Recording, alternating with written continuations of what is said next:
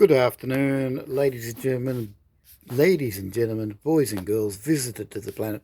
Welcome to this shed update from Dave in the shed. Well, sadly, there's been very little shed work this week. A few little jobs getting done. This week we did a massive spring clean of a couple of the outbuildings here and tip run and all that. So that's taken that.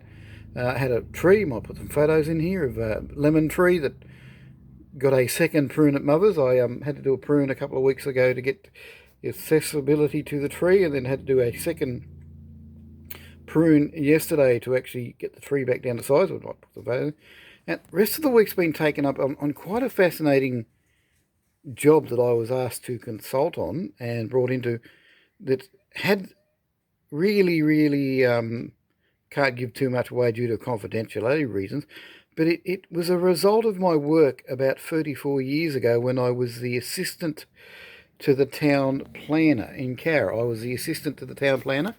One of my jobs when I worked for the Cowra was I was responsible for naming roads and bits and pieces, because it was at the time where rural addressing was coming in and we weren't to have any. We were told that there was to be no unnamed roads in the Shire Cowra.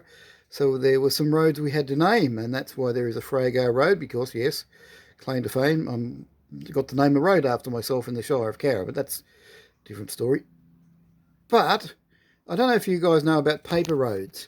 Paper roads are roads that exist on paper only. Like they're surveyed, they're mapped, they're given a name. Very bizarrely, here in Cowra, one of the outlying villages, a block of land came up for sale that was on one of these paper roads, and they'd listed it as the address in the advertising as such and such a place on such and such a road. Well, if you go into Google Maps, road doesn't exist. Google Maps won't find it.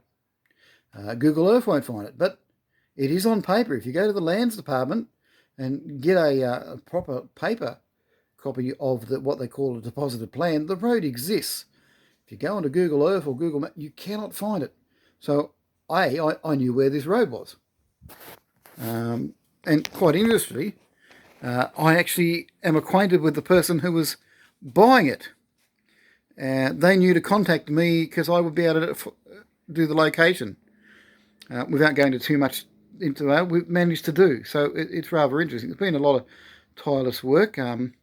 Been doing one of my old jobs, which was searching through deposited plans. And if you know that deposited plans, there's a hierarchy. You've got to find a plan and then a subdivision plan, and you've got sections and lot numbers. And being able to navigate that, we were able to do, quite a bit of fun. Interesting. Once again, I will put out this, that I am not a licensed surveyor. I've got nothing to do with that. It's just a matter of knowledge of location and plans and where that, and was able to do some identification and help out, and we've done all that, which is interesting. Anyway, back to the thing.